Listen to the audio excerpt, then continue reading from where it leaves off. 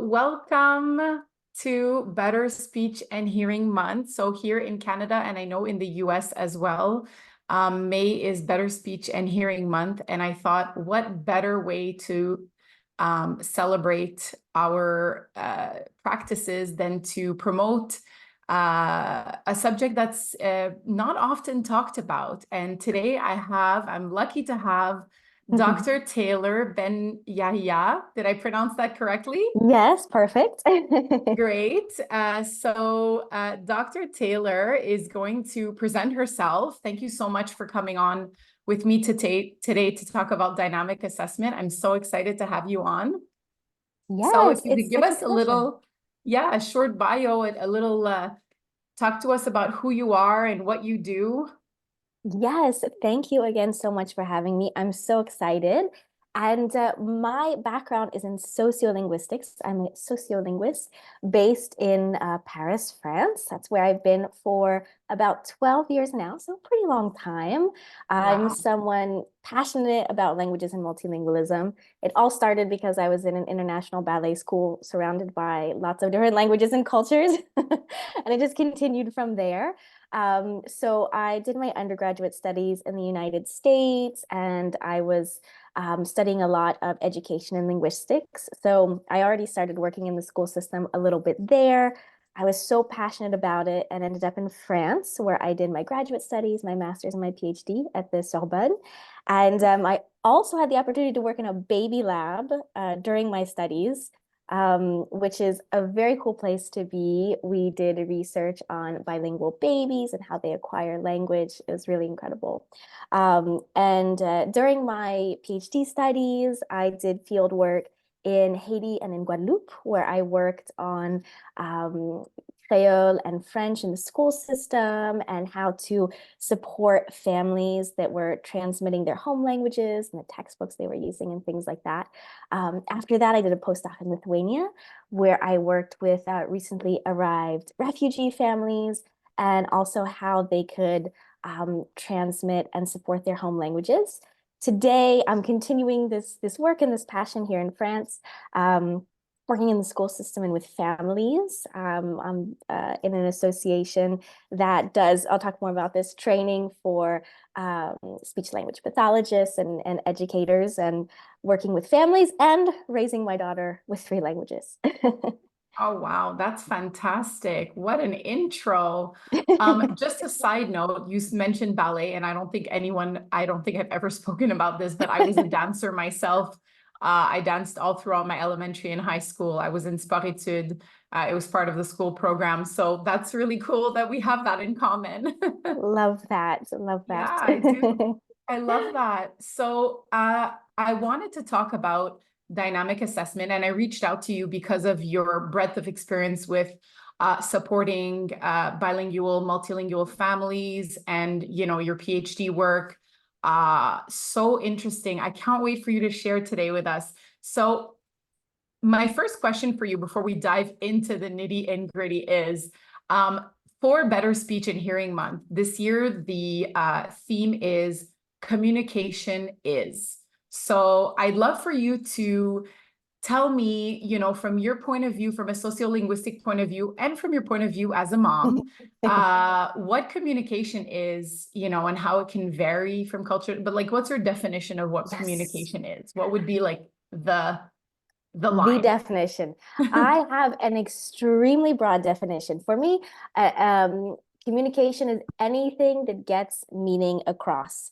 I was thinking about so many cultural examples with this. In North America, we have a bit of a joke about you make a sandwich, you leave the knife on the sink, which means I'm going to make another sandwich. This is communication. And, with my extended Algerian family, I've learned, pulling your eye down means, hey, I saw what you did and we're coming back to it. There's a lot of gestural, nonverbal kinds of communication that happens in the field of sociolinguistics. We're all about the intersection of society and language, society and communication. Yeah. What I love about the field is that we are here to observe communication, learn about it, and not necessarily prescribe how it should be done. So sociolinguistics is all about variation, whether it's dialectical variation, different types of accents, different types of registers and things like that. So it's wonderfully open. It's not a very narrow definition whatsoever. And I think that's so important when working with these incredible students and families with such diverse backgrounds to know that their vision of communication might be different than mine, but it's very open and we're going to be learning from them about that.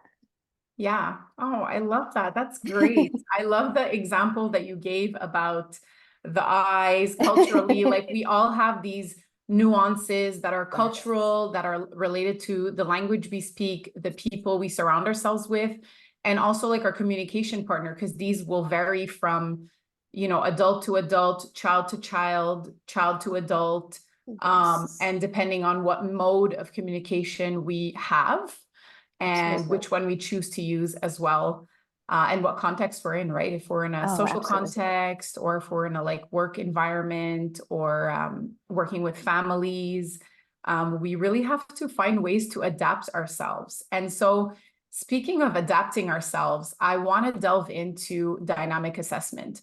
I myself have really jumped into all of this in the last few years. I graduated 13 years ago, almost 14, and we didn't speak about dynamic assessment at all. I mean, we had one elective class that we could take. I studied at McGill, so it was an Yeah. English master's program. And it was, the gold standard, standardized assessment. We're Oh, using tests, and all of these tests were based on monolingual English speaking American children, some from diverse backgrounds, but all monolingual children. And so oh, that was the gold standard. And over the years, I shifted my practice, and I really developed an interest in multilingualism. I myself am a second generation Egyptian. I grew up in a trilingual environment.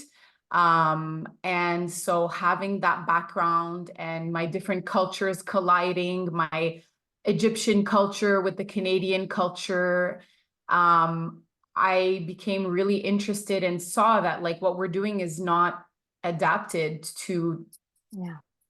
the variety and diversity that we encounter every day in our practices. So in your experience, as a sociolinguist, like how do you talk about dynamic assessment? Because I know you and I spoke briefly, and I know that you're supporting some SLPs in your a project that you're working on in school Yeah, outreach, yes, exactly, right? exactly. Yes, so to be very honest, it's something that I have discovered rather recently in France, and I hope if there are other SLPs in the region that they'll reach out. But from who we've worked with kind of in Ile-de-France, like Paris and in the greater region, it's something very new. And even before we spoke, I was kind of looking at preparing a little bit, and I saw a few case studies in Lille, but a lot of work being done more in Switzerland and things like that. So I have to say, geographically, it's something that's new. I'll talk more about the French school system perhaps in a bit, but you have to know that it's a very protective system and new methods can be take a little bit of time to be integrated. Mm-hmm. But yeah, in this association, Bilingual Plus, we do a lot of kind of day-long conferences and educational sessions with the SLPs in the region. And Yeah. what we really focus on is, they're the ones doing the assessment, doing a wonderful job. And what we try to do is say, here are some questions that you can ask to better engage with your student and better understand their family. For example, what's their linguistic repertoire? Is each parent speaking the same language? Are there different strategies used at home? Are there different registers? Do they speak a standardized version of the language and a dialectical version of the language? So we really try to make it very holistic so that Right. they have a better understanding of, something that's very common here are narration tasks, so if they're looking at assessing a particular skill, it might be done through, something involving narration and then reassessing afterwards. But narration is a place where there's probably the most room for variation culturally. So we give them lots of examples of things to be aware of, Yeah. and really emphasize, okay, are we here to test a linguistic skill or their ability to learn that linguistic skill? So that's kind of what it is for me, is first off, a very adaptable tool that is so dynamic in its name, Yeah. but that really, really can better fit the needs of these children and their families. And we really want to be there to support and say, okay, from our field, here are some questions you can ask to have go into it with the mindset and the tools to come out with a much better assessment. So can you give us some examples of questions that you would propose for SLPs to ask? And you can give more like specific examples of different Yeah, dialectal questions related to a specific culture or families that you've worked with recently. Because I know yeah, that these will absolutely. vary probably from Of course, depending of on course. the child's age, the family background, whether they're new immigrants or refugees, right? There's going to be Yeah, variability where exactly. in what types of Exactly. questions we want to ask. So Exactly. Yes, that's so true. So, especially, here where I'm working, we have a lot of North African families, and so they speak a dialectal Arabic Darija, a lot of Algerian, Moroccan, and Tunisian, and things like that. And so, let's say that someone goes into an assessment and they're aware, okay, I think this student is in an Arabic-speaking family at home. First off, if you would use tools adapted for a student from Egypt or Lebanon, it's going to be a very different variety of the language. So already, okay, we have to be aware that they are, well, there's a big debate on how well two speakers understand them, but let's just say there's a lot of variety, right? And even within the family, we're on what we call like a linguistic continuum, a language continuum. We used to use the term diglossia a lot, not so much now, but that is to say, let's say we're between French and Darija, dialectical Arabic. So you have like these two distinct poles, but in the middle, we have a lot of code mixing, a lot of code switching, and sometimes, we're less between two very strict separation points. And there's a lot of fluidity, which is a yeah, completely normal part of the culture. So that's something that we would really want to be aware of. And if we were doing a narration task, especially, we know that different speakers of different languages prioritize different things. yes. So Arabic speakers might prioritize a lot of contextual details and background information, where, let's say, a monolingual English child, for example, would really be focused on plot progression, character development, things they're more familiar with. And So how, these, yeah, go ahead. sorry, how does one as an SLP know what to prioritize when doing a narrative with different families? Where are we getting this information from? That is such a great question. So a lot of times there have been good studies that classify what we call like high and low context cultures. So you can, reach out. Usually it's pretty easy to find that kind of information, whether it's high or low context.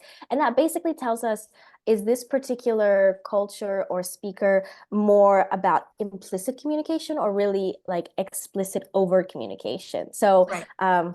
I have an American background. Americans are all about very explicit, right, kind of communication, where let's say a lot of East Asian cultures, there's a lot of implicit communication. So a lot of unspoken where there's rules in place. So a Right. child might be used to a narrative structure where there's already so many things foundationally laid out that they're not giving the details we would expect. So I think that can be really helpful. Even just the pictures themselves, um, we can see, I know it's not always possible, if there's a way to adapt it to something that's a bit more culturally relevant. If a student has to do something involving pictures that have cooking tools, they vary so much between different cultures. So is there a way that we can find something that is a little bit better adapted to them?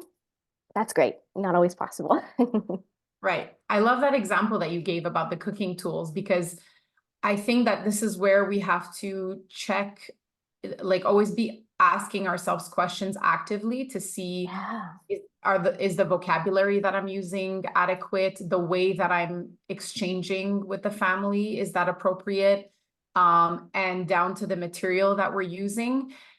And what would you recommend to a speech pathologist that doesn't know that tools may be something that's culturally dependent. Like if an SLP wouldn't even think like, oh, it's a kitchen, we're cooking, this is something everyone does in their culture. They may not consider that the tools and the actual items in the image may be biased. What would you recommend for them to do to get that information? That's such a great question. In a perfect world, they would Yes. be so well supported in what they're doing that they would just have this information from the school system. Okay, let's say we're not in a perfect world. I think one thing that might be helpful that we've tried here is before going into any kind of assessment process, and I know people are really limited on time, this is tough, but Yeah. if you can get if you have the child with you and you can get them comfortable and you can ask them to do a walkthrough of their day, for example, Right. just how they spend a day and their daily routine. And then, everything from breakfast or dinner, if they have that at home, what do they do on weekends? And what you can get from this information is maybe a lot of details about their family meals. If you ask what they're eating and they're having their bread and eating with their hands and cooking this and that, or on the weekends, are they going to a specific cultural place or practice? Because that can also reveal a lot of information. So I think that could be a good place to start. Something else that we have put in place, again, it's a big undertaking, but it has a wonderful payoff, is we have a project called La Semaine des Langues, and so the Week of Languages. Yes. And we invite parents to come. Depending on the age, it's adapted to the group of students, and they either read books in that language, sing songs, or they talk a little bit about their culture. So that actually is a good benefit for people working within the school as well, because they get to learn from the parents themselves. And that can, be a big eye opener about some of these cultural things as well. We do a parents cafe, similar principle. They drop the kids off. I mean, this is very French, right? They drop the kids off, have a coffee and chat a little bit. And we talk about bilingualism at home and things like that. So maybe not something that you can put in place very quickly, but that I think has a good payoff in the end. Right. I love that. Well, the example that you gave of having the conversation, obviously, if the student is old enough to converse with us and tell us about their day, young children as well. Obviously, this is something that we do when we do our conversational samples. But I think this is a good example of expository speech, right? Where we're getting information about a Yes. child's day or something that is interesting to them, a game, a sport, gathering information, and that already will guide us and give us Yes. information on how there might be some differences and then help us maybe set up later tasks. Mm. Play can be So a good one too. Thinking about very small children. Um, I was doing an activity with some this week, and I wanted to find out what language they spoke at home. And the girl was very sweet, and she replied to me. I said, "Oh, do you speak another language at home? Do you hear another language at home?" And she said, "I am wearing a princess dress." And I said, "Wonderful." So we don't always get direct information, as you said, but sometimes through play, that can be another route to kind of find out what we need. definitely, definitely. And so knowing this new knowledge now that you're gathering about dynamic assessment and thinking about these narratives or expository speech or having conversations with our little ones and their families to gather language samples, how would you go about, like, what do you see dynamic assessment being, how do you see it being introduced into a task like this? How would we, do you have any idea how would we go about conducting a dynamic assessment within a narrative task? Let's say we had a static image of, a context that's within a kitchen and there's someone cooking and there's a child in the kitchen and the child has to tell us what's happening in that picture. Right, How would you, right. like, what would be what is dynamic assessment within a context like this? That's a great question. Okay, so I think this is what I've seen in our system so far. I think it could always get better, but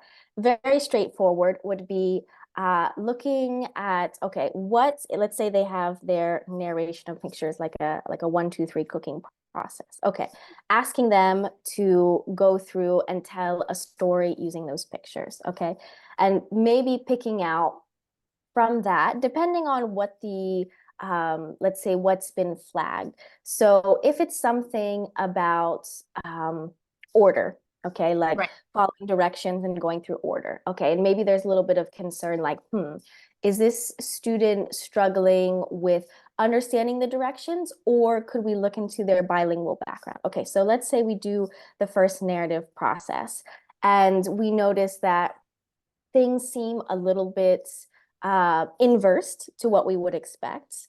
Yeah. Doing a bit of a reteaching on narrative structure, narrative order, let's say we're looking at specific order words in English.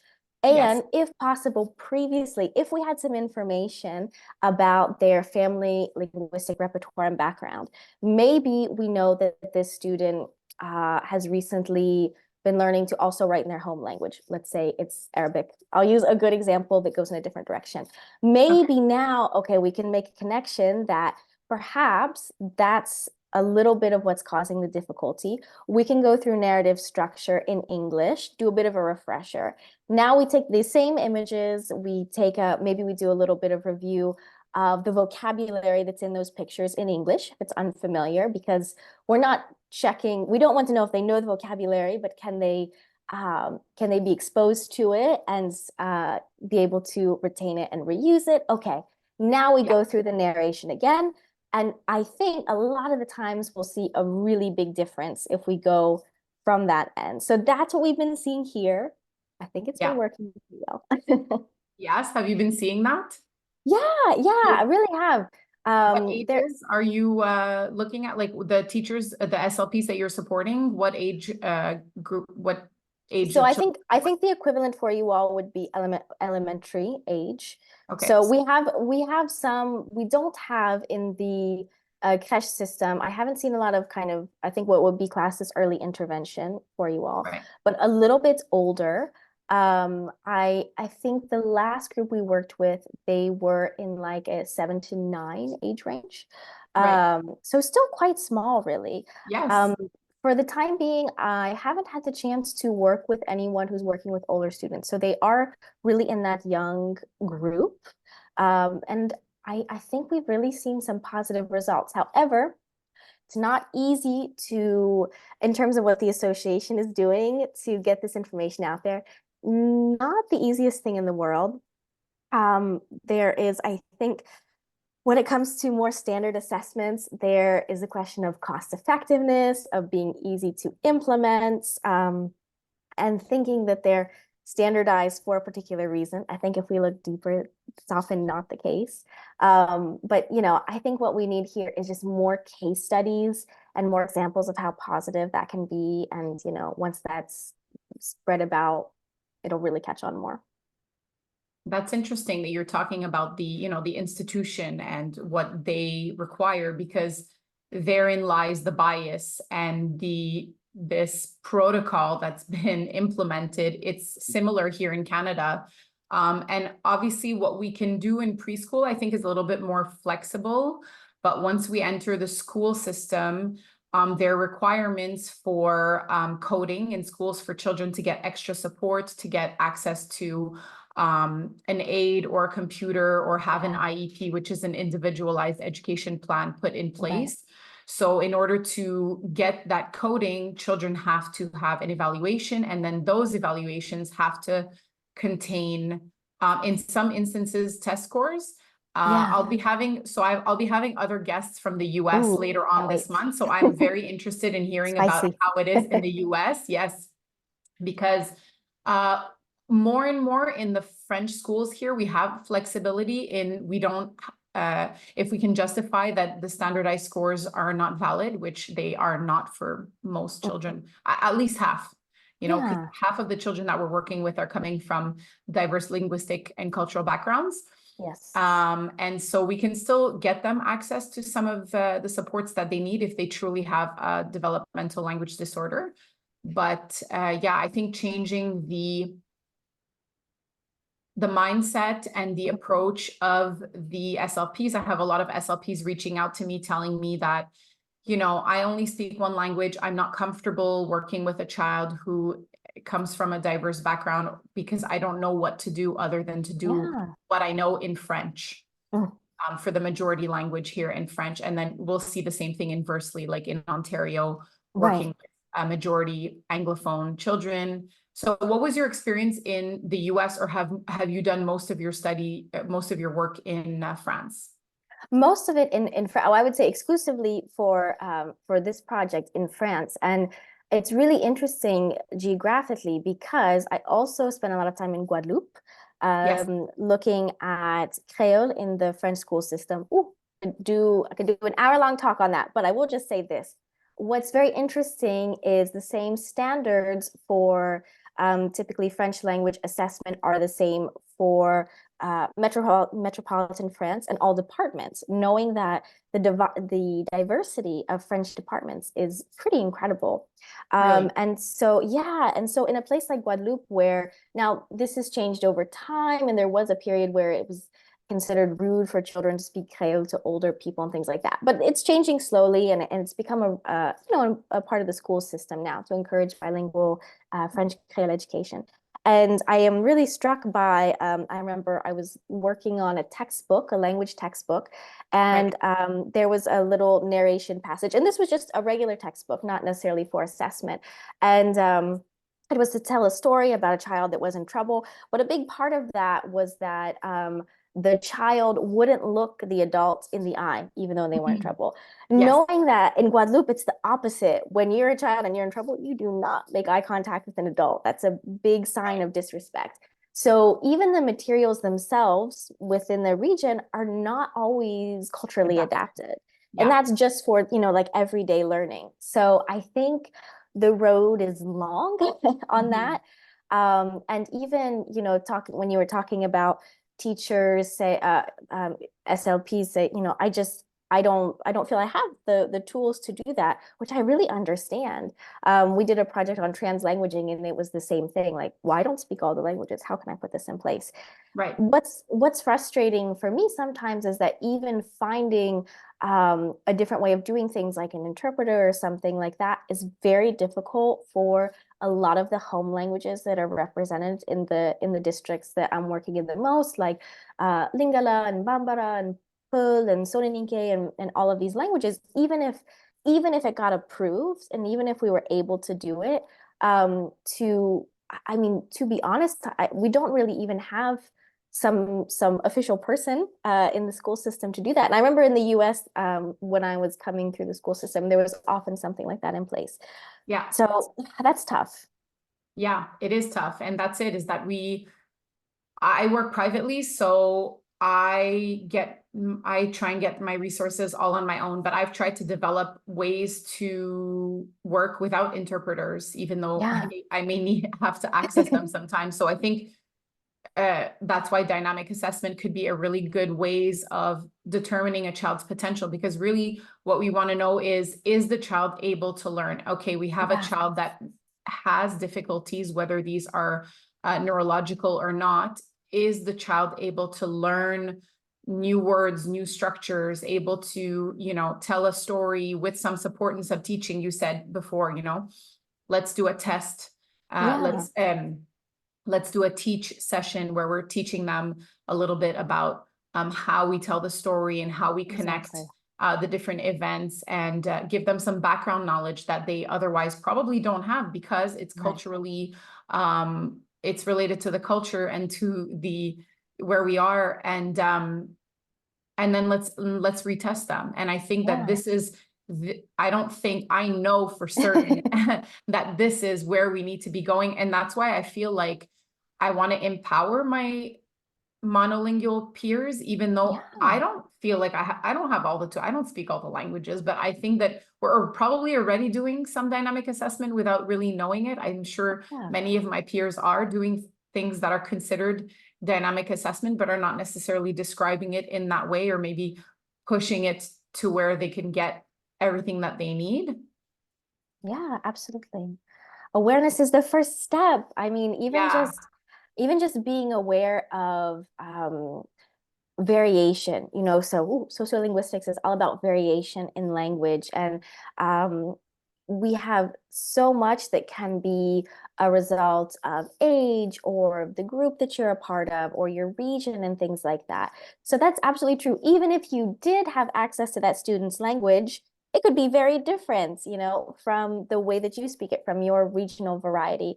So it's great to be able to have something to adapt. And yes, if you can, you know, meet somewhere in the middle, that's fantastic.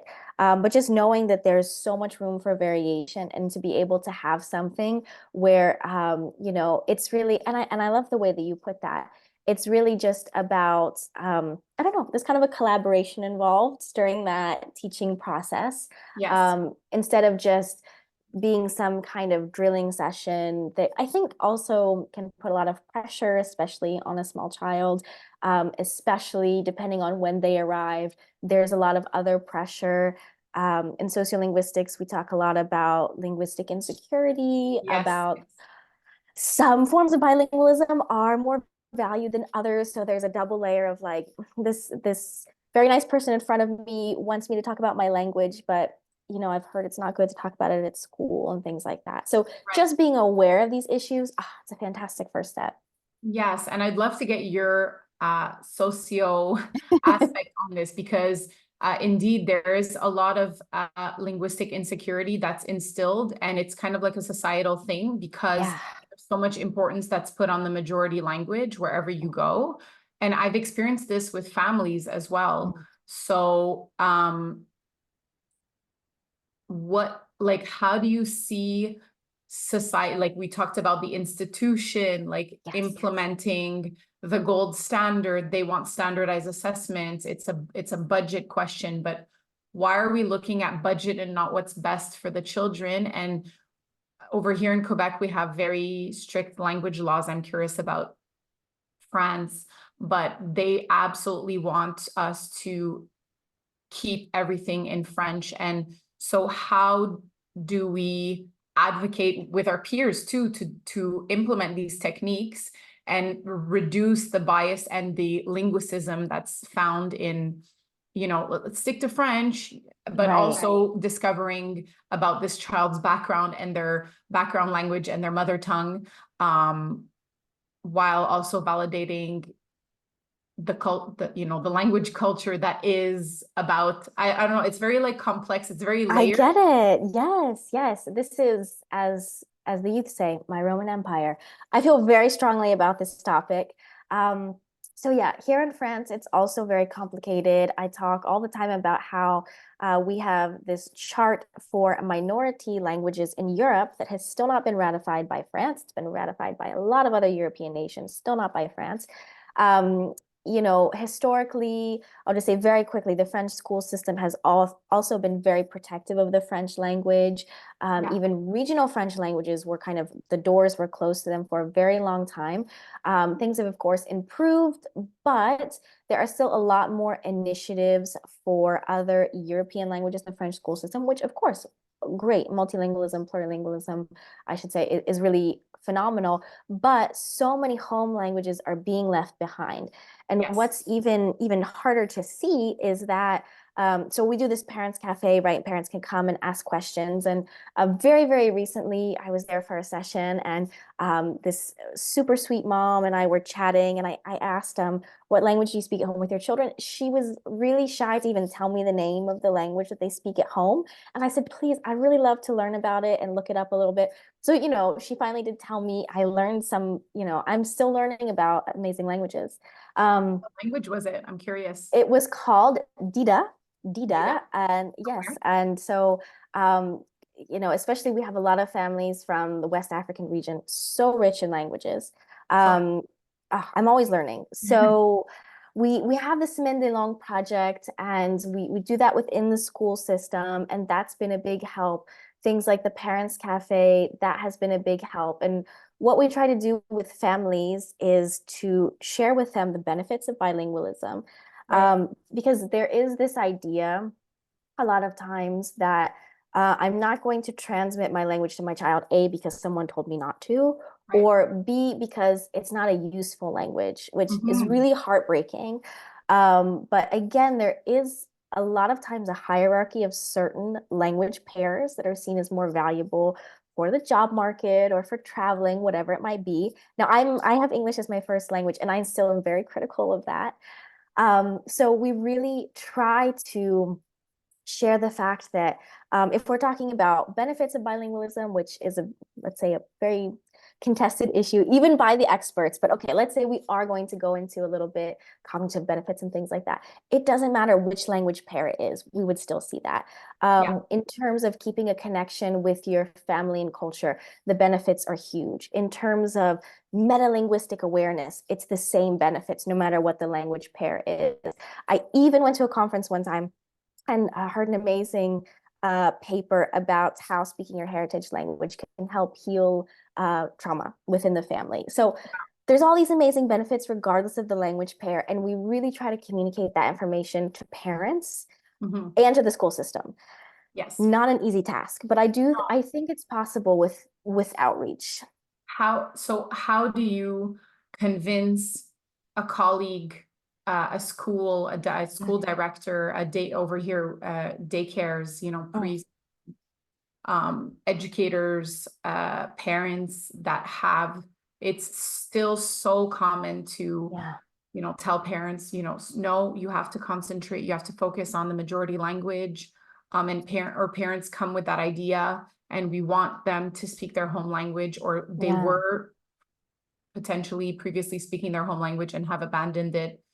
And we're trying to dig, like, what is it that are you presenting them like evidence? What are you doing to convince your surroundings of the benefits? I would say we have different, let's say, levels of how detailed we can be. We actually, with the association, we realized that it was great to have a guide. So we actually have a guide that we hand out. The first chapter is on the benefits of bilingualism, of a plurilingual context at school. So all of the evidence, all of the research. Then we have a second section with activities. We have photos, visually appealing, that it's just fun. And then we have the last section specifically for the French school system as to, and I think this is key, how doing these kinds of initiatives or projects or outreach with parents fits into the goals of the French school system. Yes. I think that that's been an important key, because we realized, okay, if we just come in there like kicking down the door, which sometimes I would love to do, but it's not, we're going to meet a lot of resistance. So we realized, okay, if we try to find what's already a part of the national program, and we found that actually there were the language within the national program and what was in place, there was actually some room for us to say, okay, you went to work on the children's phonological awareness and things like that, by hearing different languages and comparing their syntactical structures and things like that, they could actually work on their French grammar, English grammar. Okay, well, that opened up some doors. So using a lot of evidence, using a lot of research, but presenting it in a way that was accessible. And, we try to also give parents the tools to say, like, here's a little script that you can say to your pediatrician or whoever it might be. I even had my pediatrician who didn't know my background and was critical of the fact that my husband and I were speaking two different languages to my daughter. I said, wow, you said that to the wrong person. I was very nice about it. No But, kidding. so it's good to, we kind of give them like a little script and empower them with that. And if they're able to access written documents, we can write something down for them. Sometimes we will record a voice note for them so that they have, us with, something that they can say if they feel a little bit self-conscious about that. So evidence, education, but also doing activities like for the Week of Languages where they see the positive effects themselves in the school system. That's also, really helps to kind of speak for itself. I love that. Would you share some of those resources with us? I know that your resources are based on your school system, but I feel like this is a big issue, at least here in Quebec, Canada. Because we do have the French schooling system as well. There are a lot of, I did some digging. I didn't go too deep because I'm very invested in inclusivity and diversity and in the field, but like in terms of politics, I try not to dig too deep, but also just get enough into it so I can educate and uplift my peers. But I get so mad if I hear that pediatricians have told the families that I'm working with, no, you have to speak French. And I'm like, no, who's this It's so, pediatrician? Let me I speak. know it's so hard. So definitely, if those of you listening, I will we'll communicate, and I will find a way to share the link for the guide. I think especially for educators, it's really great. So oh my goodness, there's like 50 different studies to cite. I'm trying to think of the best way, but let's just say that there are even a great resource to share if you are an SLP and you're really interested in this topic. There's actually a book called Clinical Sociolinguistics, and it's a Okay. great place to start for working with families. It has really incredible studies about these questions of variation, heritage language preservation, and doing assessments. So that's really good for that first level. As for parents and things like that, a Yes. few things to just always keep in mind that we repeat so often. Bilingualism does not cause confusion. We have so Right. many studies on that. Bilingualism does not cause a language delay in and of itself. Bilingual children can have, of course, a variety of things going on, but the two issues are not connected. We know that we tell parents to remind someone if they question that bilingualism has been shown to increase empathy as well in children. We talk about that theory of the mind, and we believe there's a connection between bilingualism and that. So there are so many resources, there are so many things to share about that. And I'm happy to do so. I just need to think of a way to compress all Okay. the No, information. you don't. I was just curious if you had a couple of quick ones that for you were like, okay, these are really, parents really respond to these and could be I a good think, source. yeah, I think just, and a lot of times we come with like a statement that's been backed up by so many different researchers. So the biggest things, like I said, about confusion, about language delay, about milestones, the same milestones, and also one that's more rare, but I do think it's good to know for parents, is that bilingual children in a code switching environment reach their language milestones at the same pace as well. Because a Yes. lot of these language communities that I've been talking about are in an environment where it's the societal norm to do a lot of code switching. And a Yes. lot of times they get advice to, okay, two languages at home, fine, but really strictly separate them. And that's Separate just them. not Yes. the case. Which is unnatural and unrealistic for bilingual, trilingual parents who themselves have this culturally and linguistically typical behavior of code switching and code mixing. Yeah. Yes. Okay, as we're approaching the end, because I know that you do have to leave, you have your little babe who is 6 months. So thank you so much for taking your mommy time in the evening because you're in France Yes, my to come and pleasure. speak to us. My last question for you is in regards to interpreters. And we said that often we don't have access to interpreters. And then on top of it, there's all these languages, right, that we might be coming in contact with that nobody's heard of. Well, people haven't necessarily heard of because we haven't been in contact with these different Yeah. cultures or the different countries. So what do you think?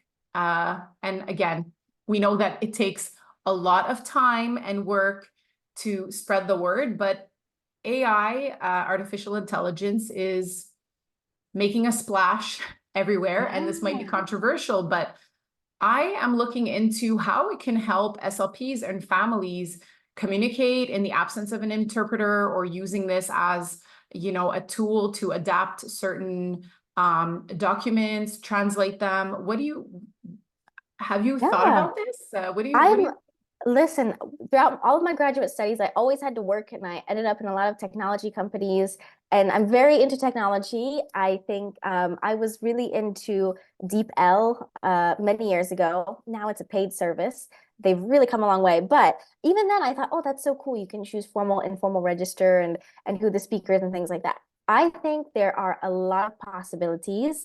I think even though the results may not be perfect right away, what it can do is just show a family, a student, that you're making an effort, and it just creates a more open environment. So if you're using a tool to kind of serve as a translation, or where you can scan something, scan an image and it can provide a translation. Sure, it's not going to be perfect, but it shows I value your language. It's welcome here at school, and we're going to work together on this. Yeah. I think that it helps us to catalog languages. We've seen that already, a lot of cool projects to create glossaries, something that we're actually trying to work on with the association, so that there's kind of like an AI type database for daycares to be able Yes. to access that for very small children. And I really want to shout out, there is a very interesting, some interesting work being done by Liliana Diaz. I think she goes by Bilingual Speechy Speech. on Yeah. Instagram. And she has a great series about ChatGPT and using it in reporting and things like that. So I would Yes. say I'm just very pro in general. I can't wait to see what happens. And yeah, for me, in my field especially, we're really using it to also look at like conversation analysis and things like that. So why not apply it to, the greater assessment field as well? Yes. Well, so to wrap that up, Liliana shares ChatGPT prompts that we can use, because with AI, the more specific or detailed your Yes. prompt is, the better the result turns out. So obviously you're using your SLP, sociolinguistic knowledge, to input a prompt.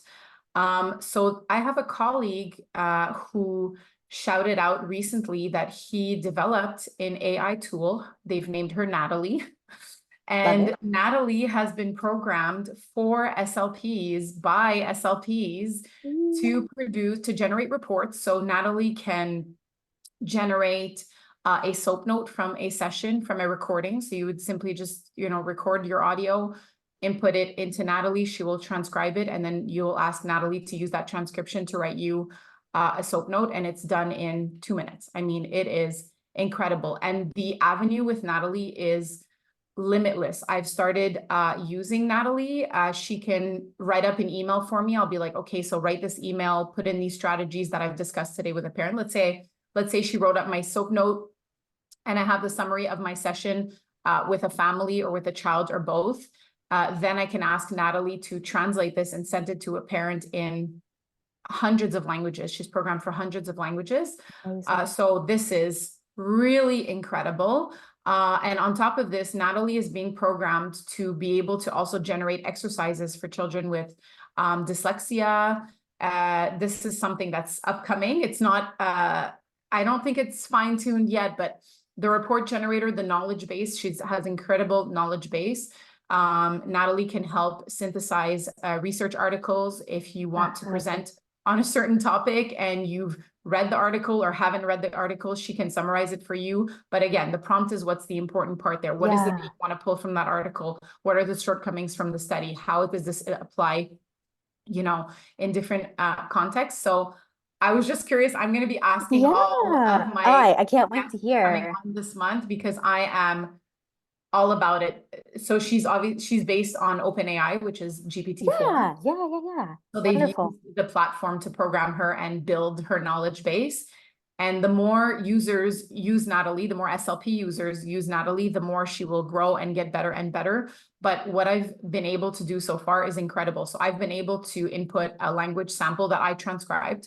Her transcription is not up to par yet, but this is coming, and she can transcribe in any language. So you input your audio recording, and she's transcribing it phonetically, and then she can summarize that transcription for you. But I had done already a few transcriptions. I inputted and I asked her to analyze it for me morphologically. Like, I asked her what I wanted from that analysis. And when I looked at it and I was familiar with the child and I had done an evaluation, it was really good. And she can give recommendations and goals. And obviously, it doesn't replace the human, but it makes my job so much faster, and it's going to help eliminate those things that we maybe want to spend less time doing and more time actually working with families and children. So I'm super excited about this. Anyways, I'll share the link if anyone is interested. I'm interested. I'm sold. Natalie is like the future. I see it also being the future in education, for children with special needs in classrooms where teachers really have a hard time adapting, repeating, offering the supports needed. AI is going to be the future, I think, for children with disabilities, because AI will never get tired of repeating and adapting and reformulating and saying in a different way, with like voice output or written output or picture output. Like this is, I don't know, I'm maybe going off on a tangent here and maybe people don't agree with me, but It's very exciting. And if you put all of the sociolinguistic knowledge, like here's what I know about the student and how their language uses turn taking and narration style and indirect question asking and things like that. Oh man, you've got something pretty incredible.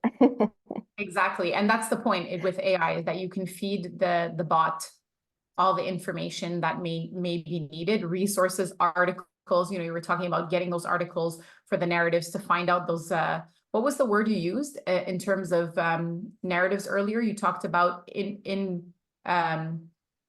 like a more overt communication. Yeah, implicit, exactly. Implicit and overt. Yeah, absolutely. Yeah. So if you feed her that kind of information and then you ask her to analyze and you ask her to create some goals that are relevant to the culture and to the child's language, this is the future, I think, where we don't have access to interpreters who speak all these languages, but I think this is where we're going, and we're going to be needing all the support we can get. Yes. So thank you so much, Dr. Taylor Benyahia. You My have been pleasure. wonderful. Thank you for sharing all your knowledge with us. We loved being able to have this sociolinguistic point of view with all the support that you've been providing to your SLP peers. And tell us where we can find you if we want to Oh, follow and get yes. information from you. Where can we find you? Yes, I'm most active on Instagram at Dr. Taylor Benyahia. And I share lots of infographics for parents, for educators about supporting bilingual children. So I'm posting there for now. I hope to build more things in the future as well. So come by, send me a message. It would be great. Yeah. Wonderful. Well, thank you so much once again. And you know where you can find her. She has wonderful content that you, as SLPs, we can share with families, like she said.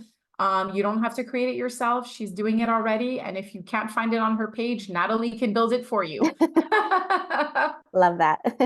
Yes. All right. So thank you so much.